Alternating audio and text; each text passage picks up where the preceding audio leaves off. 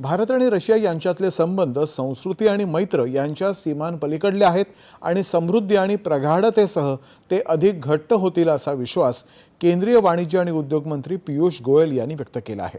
ते आज नवी दिल्लीमध्ये भारत मंडपम इथं भारत रशिया व्यापारी संयुक्त परिषदेत बोलत होते।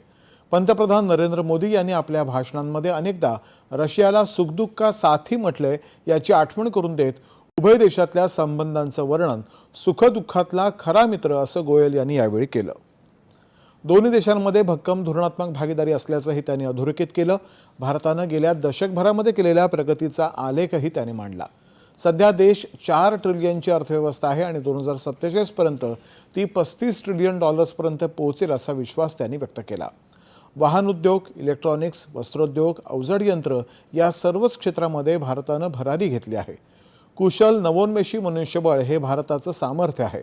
उभय देशामध्ये होऊ घातलेल्या आदान प्रदान सहकार्याच्या पार्श्वभूमीवरती भारतातले तरुण भविष्यात रशियामध्येही दमदार कामगिरी करतील असं ते म्हणाले। जग अनेक समस्यांचा सामना करत असतानाच महागाई नियंत्रणामध्ये राखत भारत विकासाच्या पथावरती मार्गक्रमण करत असल्याकडेही त्यांनी लक्ष वेधलं। रशिया आणि राज कपूर यांचे सिनेमे या हळव्या कोपऱ्याचाही गोयल यांनी आवर्जून उल्लेख केला। रशियाचे राष्ट्रप्रमुख कार्यालयाचे उपप्रमुख आणि अर्थतज्ञ मॅक्झिम ओरेश्किन यांनी यावेळी आपले विचार मांडले। उभय देशामध्ये मजबूत व्यापारी आणि औद्योगिक संबंध आहेत। भविष्यामध्ये ते आणखी जोमाने वाढतील असं ते म्हणाले।